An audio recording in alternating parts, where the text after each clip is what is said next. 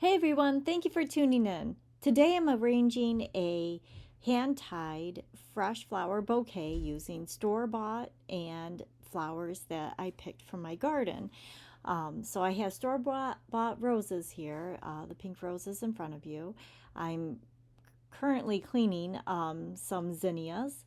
I also have some creeping thyme that I cleaned up, and I'll be using these smooth hydrangeas or snowball hydrangeas, however you want to call them. And by cleaning, I'm just removing all the leaves so I have that nice bare stem that gives the arrangement a clean finish and a clean look. And the focal would be mostly on the blossoms themselves. So the roses, when I'm prepping those, I will remove the guard petals. So you can see here that some of the petals on the outside of the rose are a little bit more damaged. So I'm removing those. I like to hang on to them though. You can always reuse them throughout your event if you'd like, whether it be centerpieces um, or putting them on the aisle there. When I came in with a package of roses, I did drop them, so I had two casualties, but nothing's wasted. So if this was an event, you could always use them as like backup boutonnieres or corsages, however you want. But that is something to consider, that when you are picking up flowers for um, the bouquet that you're going to make, you might want to grab extra, just in case something like that should happen. So I'm also removing all of the leaves from there, top to bottom, and then I'll take off any thorns. But these are not very thorny, so didn't have to do that. So now I've got all my product gathered. Um, and I'm ready to go. So working with the hydrangeas there, they do need to be in water pretty fast. So if you are making this ahead of time, make sure that it's in water overnight.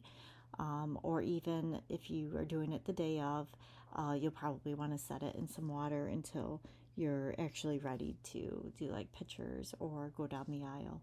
Um, but the hydrangeas give it a nice volume and a way for the flowers to kind of stay steady. When doing a hand tied bouquet, to get a fuller look, you do have to kind of force the flowers out with other flowers. So while I'm bringing in this rose kind of at an angle, because I want it to be a little further out and make that dome shape, I do require some product in between that and the other flowers to push it out.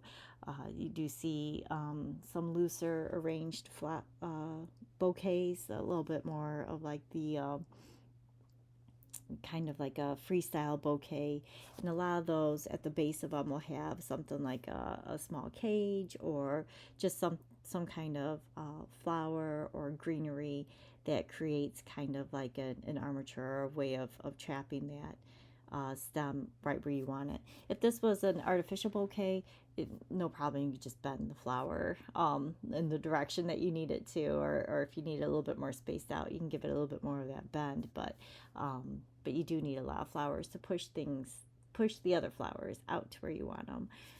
So I did start off with the pink roses in the middle there, and then I'm just going to try to work evenly throughout the arrangement, spacing out my pinks evenly, spacing out the hot pink even more evenly, and then having the green and white throughout. So the creeping thyme there has a wonderful scent to it. So it's a very light, a little bit of a spicy scent to it. Well, it smells like thyme. But the cluster of flowers are beautiful, and I don't want them to get lost in with the hydrangeas because they do have the same feel and repetition in their pattern and texture. So I tried to pull them a little bit higher, so it's going to pull that pink throughout, and give kind of a depth to that type of texture too.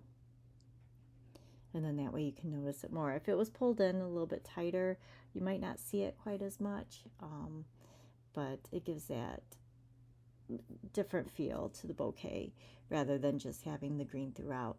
And normally I do a nice collar of greenery along along the base of the bouquet.